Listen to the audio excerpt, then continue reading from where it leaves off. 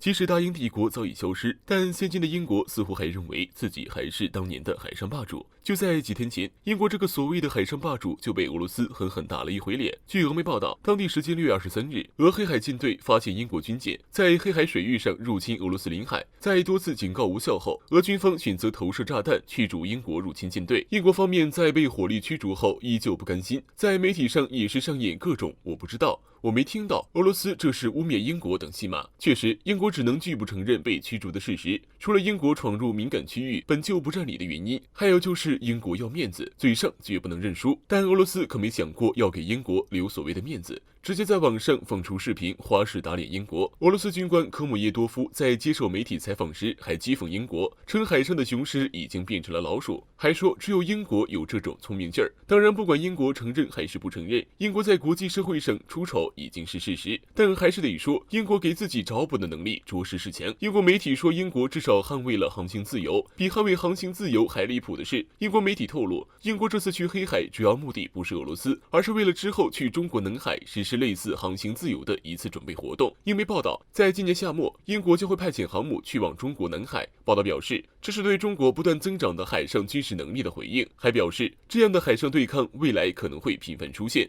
中国当然不会惯着英国。任国强大校在之前的新闻发布会上就清楚表示，在南海没有什么航行自由问题，并警告其他域外国家不要在中国南海制造麻烦。想来英国是没把中国的警告听进去，不然也不敢在被俄罗斯打脸之后，还敢说今年夏末会来南海。在英媒表示最终目标是中国的第二天，中国就在联合国上直接点名英国，表示中国将坚决支持阿根廷对马岛的主权要求。马岛问题是英国在帝国时期遗留的历史问题。18世纪末，英国在和西班牙的战争中失败，选择放弃马岛的主权。19世纪初，因为阿根廷脱离了西班牙，马岛主权又变更为阿根廷方所有。然后英国又跳出来说，英国不承认当初放弃主权的决定，马岛的主权依旧归英国所有，并出兵占领了马岛。中国这次重提马岛事件，一是因为马岛主权本就不属于英国，中国出于推动去殖民主义的进程；二也是回击英国在南海的挑衅。既然英国要惦记自古以来就和你无关的南海，那中国就更得支持阿根廷收回马岛。英国自己其身不正，没有资格对中国的内政指手画脚。雄狮已经变成老鼠，老鼠就不要招惹在东方的巨龙。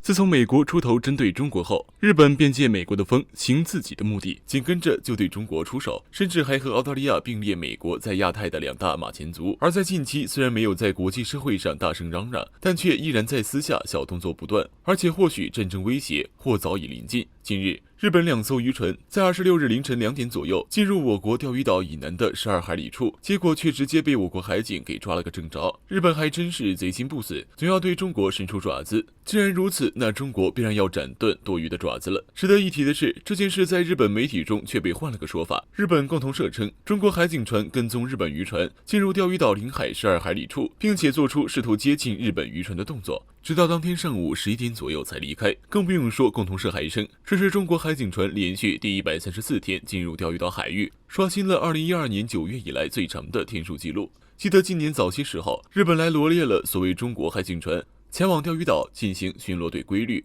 称中国从去年对每月2次到如今已经是每星期2次了。而且还有日本官员公然表示，如果中国海警队进入包括钓鱼岛在内对日本领海，日本将可以对其使用武力反击。还真是好笑，钓鱼岛作为中国固有的领土，中国海警船什么时候进，什么时候出，输入多少次，什么时候去巡逻，巡多少次逻等等，日本何时有权智慧？日本不仅没有权力智慧，日本渔船凌晨出入中国领土所图为何？还是说日本这是想打仗？再从另一点来说，如果这次日本进入钓鱼岛领海附近的不是渔船，而是日本舰队，那么这次想来就来，想走就走，那就只能是梦想了。不让尔等脱层皮，还真当解放军是病猫。要知道，在今年2月1日的时候，中国海警法正式实施，因为该法案已经明确规定，中国海警船在必要的时候可以开火，所以这次日本应该庆幸，这次中国海警船高抬贵手了，不然就算是渔船，中国也是能够直接扣押的。最后，日本的野心勃勃早已显露。最近日本可不仅仅是频繁炒作钓鱼岛话题，还一直在加速军事化程度。从综合消息来看，日本在8个月内就已经下水了3艘主力舰，还屡次联合美澳英法进行演习，这已经很显然是在释放危险信号了。对此，中国必要警告一番，并且随时准备好战斗。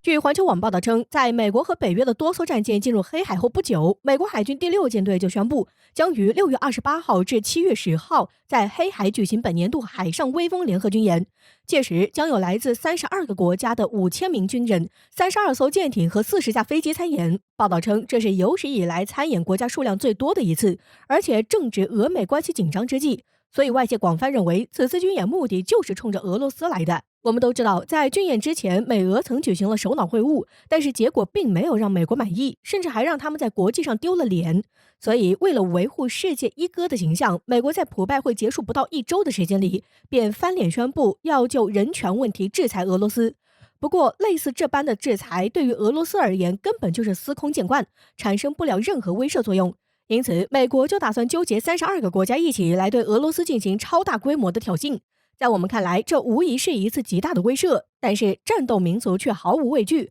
俄罗斯不止一次的警告挑衅者，在国家安全受到威胁时，他们将会使用核武器来进行反击。虽然这种警告非常硬核，但在分析看来，他只是想提醒西方国家不要轻举妄动，否则俄罗斯将做好同归于尽的准备。当然，采取这种方式的结果是不会有胜利的一方，而这也会给世界带来不可估量的灾难。因此，普京肯定也会慎重考虑。在这样的情况下，俄罗斯在面对32国围堵的时候，就显得有点势单力薄了。不过，幸好俄罗斯还有一个天然的好邻居、好战友，那就是中国。中俄两国都正在遭受美国霸权主义的打压，并因此关系亲密了很多。虽然中俄不是军事同盟，但是在抵抗霸权主义的问题上，中俄绝对是背靠背、肩并肩的战友。所以在这关键时刻，中方也做出了重磅表态来力挺俄罗斯。据国防部近日发布的消息，为了积极推动中俄两军的传统友好关系，两国将计划于今年下半年开展联合军演活动。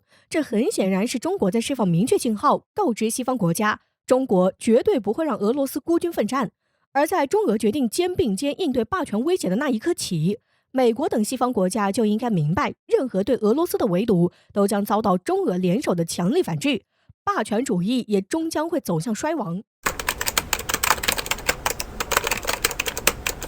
英国首相约翰逊最近心情肯定不是很好，被黑海事件弄得是焦头烂额。你说惹谁不好，偏偏跑去惹俄罗斯，被俄罗斯用炮弹狠狠地羞辱了一番，还试图否认这件事儿，人家俄罗斯不声不响地放出视频，这下好了，又再次被俄罗斯无情打脸。以为事情就这么结束了，想得太简单，战斗民族名号可不是白叫的。这不，英国挑衅俄罗斯的这笔账被俄罗斯算到了英国航母伊丽莎白女王号身上了。据环球网报道，俄罗斯地中海分舰队26号在英国伊丽莎白女王号航母附近进行了一场大规模的导弹射击演习。据俄罗斯国防部公布的信息显示，俄罗斯除了5艘军舰、2艘潜艇以外，还派遣了图 22M3 战略轰炸机和米格 31K 战斗机参加此次演习，并且这些飞机将携带俄罗斯匕首高超音速导弹进行训练。据悉，演习最近的地方距离英国航母只有不到30公里，可以说俄罗斯的演习是贴脸英国航母在进行，